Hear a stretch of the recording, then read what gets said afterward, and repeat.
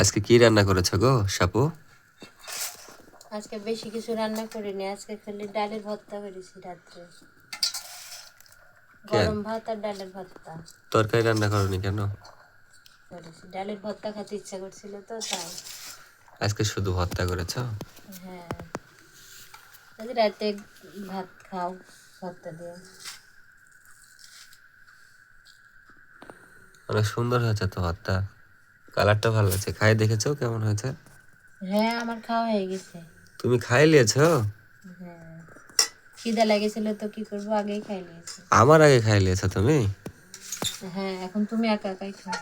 এটা এটা তুমি করতে পারলে আমার সাথে? কি করবো, তুমি অত রাত্রে আসলে কি আমি বসে থাকতে পারবো?